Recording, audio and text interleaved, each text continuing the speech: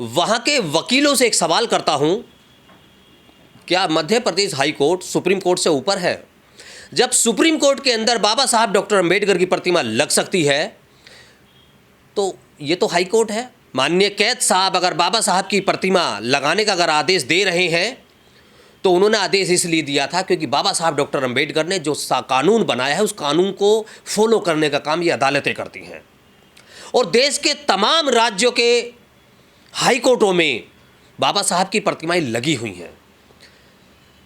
लेकिन बाबा साहब के विचारों का विरोध, बाबा साहब की दिए गए मार्गदर्शन का विरोध करना, ये अपनी उपलब्धियां समझते हैं। मैं वहाँ के वकीलों को कहना चाहता हूँ, अभी वहाँ हमारे वकील भाई ही संघर्ष कर रहे हैं। जिस दिन देश का बहुजन समाज वहाँ पर आ गया, उस दिन प्रतिमा भी लगेगी और सम्मान के साथ लगेगी। रही बात विरोध की, तो विरोध तो इनका काम है। आप गाजियाबाद की सरजमी पर बैठे हुए हैं, यहाँ पर भी कभी इसी तरीके का विरोध इन्हीं वकीलों ने किया था, जो कहीं ना कहीं अंबेडकरवादी विचारधारा से पूरी तरीके से ताल्लुक नहीं रखते हैं। ये कोर्ट है, यहाँ नहीं लगने देंगे बाबा साहब की प्रतिमा। देखिए, मैंने भी एक बयान सुना है, वहाँ के एक वकील बोल रहे हैं कि हम भी डॉक्टर अंबेडकर की जगह हम श्री राम की प्रतिमा ला करके वहाँ लगा देंगे। राम ने इस देश के लिए क्या किया है? राम की अगर मैं बात करूं, तो राम ने अपने समकालीन एक भी ऐसा आदेश, एक भी ऐसा न्याय उस दौरान नहीं किया जो आज देश के अंदर मिसाल बन सके। ऐसे व्यक्ति की प्रतिमा लगाना, सबसे पहले तो मैं मानता हूं, यह लोग काला कोट पहनने के लायक ही नहीं हैं। अदालतें न्याय देने के लिए बनी हुई हैं, और न्याय देना जज का काम है और उस पर बहस करना वकीलों का। क्या ये वकीलों ने बाबा साहब को पढ़ा नहीं है, या फिर जानबूझकर ऐसी घटना कर? ये लोग बाबा साहब को अच्छे तरीके से पढ़े हुए हैं, लेकिन ये जातिवादी कुंठा से ग्रस्त लोग हैं, ये मनुवादी विचारधारा के लोग हैं, ये धार्मिक प्रवृत्ति के लोग हैं। ये लोग नहीं चाहते कि देश के अंदर मनुवादी विचारधारा जो है उसका समापन हो। बाबा साहब डॉक्टर अंबेडकर ने 1925 में ही उस मनुस्मृति को दहन करके इस देश से उसका सत्यानाश कर दिया था। लेकिन ये लोग आज भी उस किताब को सर पे रख करके उस पर लिखे हुए कानूनों को इस देश में लागू करवाने की बातें करते हैं। इनका बाप भी नहीं कर सकता। जब तक देश के अंदर संविधान है और संविधान जिंदा रहेगा, और संविधान को जिंदा करने के लिए, रखने के लिए यहाँ हजारों नहीं, लाखों नहीं, करोड़ों भीम सैनिक इस देश के अंदर मौजूद हैं।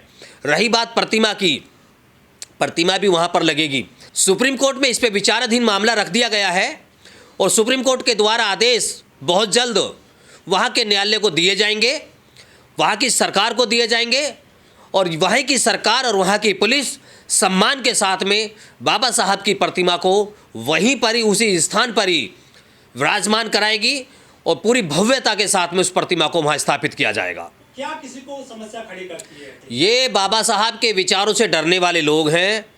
बाबा साहब की पत्थर की प्रतिमा से जब इतना डर है, तो आप देखिए बाबा साहब के लिखे हुए उन विचारों से ये कितना डरते होंगे।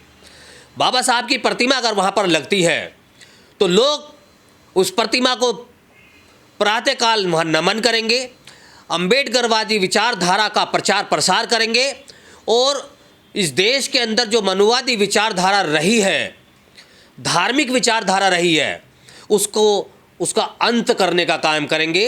और यह होना भी चाहिए। अदालतें तो कानून के द्वारा चल रही है, वहाँ पर मैं मानता हूँ वहाँ किसी भी धार्मिक व्यवस्था की बात नहीं होनी चाहिए। वहाँ पर बात होनी चाहिए आधुनिकीकरण की, और उस आधुनिकीकरण की बात करने वाला इस देश के अंदर कोई एक महापुरुष रहे हैं, तो बाबा साहब डॉक्टर अंबेडकर रहे हैं।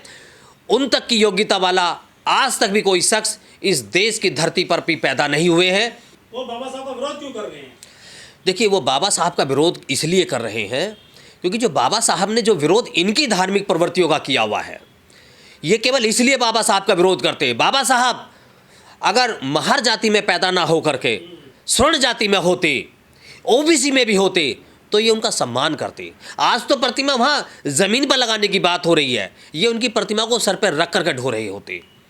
जिस तरीके से आज मंदिरों के अंदर पत्थर की मूर्तियों को पूजा जाता है, उस दौरान ये बाबा साहब की मूर्तियों को मंदिरों में रख करके उनकी पूजा पाठ कर रहे होते। बड़ा सवाल ये है विजेंद्र जी, सुरेश कुमार कैंत रहे हैं वहाँ चीफ जस्टिस, उनका ऑर्डर नहीं मान रहे हैं मनुवादी वकील।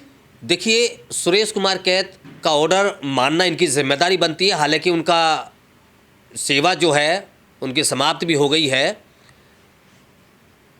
देखिए, उनका आदेश को मानने की जिम्मेदारी वहाँ की सरकार की है, और सरकार इसको अगर फॉलो करती है, और उसको करना चाहिए। लेकिन सरकार में बैठे हुए लोग भी यही लोग हैं। जब कोई भी अदालत आदेश देती है तो उस आदेश का पालन कराने की जिम्मेदारी सरकार की होती है। लेकिन पूरी तरीके से सरकार ही वहाँ पर निरंकुश है, सरकार ही पूरी तरीके से वहाँ पर नतमस्तक है, सरकार ही पूरी तरीके से आरएसएस के निशाने पर, आरएसएस के इशारे पर चलने का काम कर रही है, मनुवादी विचारधारा पर चलने का काम कर रही है। तो बाबा साहब की प्रतिमा को इसी नहीं लगने दे रहे हैं।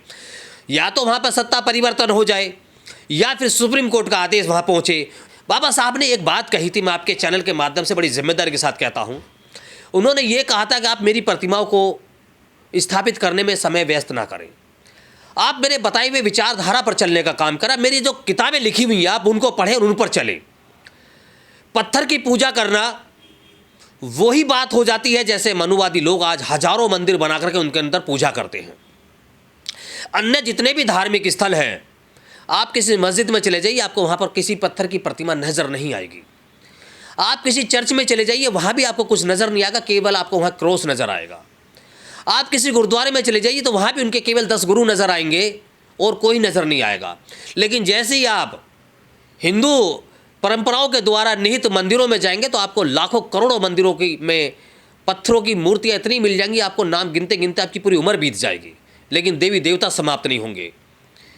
तो बाबा साहब ने बड़ी सूझबूझ के साथ में उसी समय कह दिया था कि मैं पत्थर की मूर्तियों में नहीं हूँ, मैं किताबों में हूँ, और आने वाली जो नस्ल है वो किताबों को पढ़े, शिक्षित हो और इस देश का नेतृत्व करे। लेकिन यह बात हमारे मान सम्मान की है।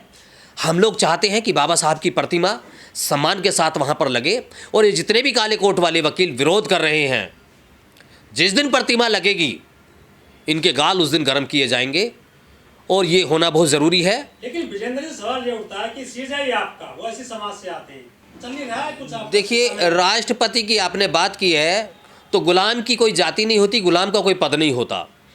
गुलाम आप राजा बना दीजिए, जो पहले कभी होता था, राजा तो होता था ठाकुर समाज का, राजपूत समाज का, लेकिन उसके ऊपर नेतृत्व करने वाला एक गुरु होता था जिसको ब्राह्मण होता था। उसकी नब्ज उसके हाथ में होती थी, जो ब्राह्मण कहता था वही वो फैसले लेता था, चाहे उसमें राम की बात हो, चाहे उसमें और अन्य राजाओं की बात हो। तो ठीक आज यही बात है, देश के राष्ट्रपति सर्वोच्च पद पर बैठी हुई हैं, लेकिन पद पर बेशक है, लेकिन अधिकार उनके हाथ में नहीं है। ये जो विरोध कर रहे हैं वो सिर्फ जाति के ब्राह्मण लोग हैं, और कोई दूसरा व्यक्ति नहीं है जो विरोध कर रहा है बाबा साहब का। बाबा साहब का विरोध केवल वो लोग कर रहे हैं जिन्होंने इस देश की हजारों वर्षों से चली आ रही परंपराओं को पूरे तरीके से जिन्होंने शोषण का शिकार करके रखा था। फूले फिल्म आई, उसमें कुछ सीन दिखाए गए थे, हालांकि उसमें पूरी फिल्में नहीं दिखाई गई, काट दी गई थी, लेकिन ये फिल्में भी नहीं चलने दी गई। केवल 2-3 सीन ऐसे थे जिस सीनों को के माध्यम से इस फिल्म का प्रचार प्रसार किया गया, लेकिन लोगों ने उसका भी विरोध किया। ब्राह्मणवादी विचारधारा इस देश के लिए एक जहर है, और इसका समाप्त होना बहुत ज़रूरी है। अगर ये समाप्त होगी तो ये देश सोने की चिड़िया पुनः फिर बनेगा, और देश ही नहीं, इस विश्व के अंदर इस देश का डंका बजेगा। कभी सम्राट अशोक ने इस देश को अखंड भारत बनाया था, और देश से बाहर निकल करके अफगानिस्तान तक भारत की सीमाओं को एक देश में शामिल किया था। ये देश तभी शामिल हो सकता है, एक जगह तभी आ सकता है जब इस देश से इस तरीके की विचारधारा समाप्त कर दी जाए, और जहाँ सर्व समाज की बात हो, धर्म की बात ना करके यहाँ देश की बात हो।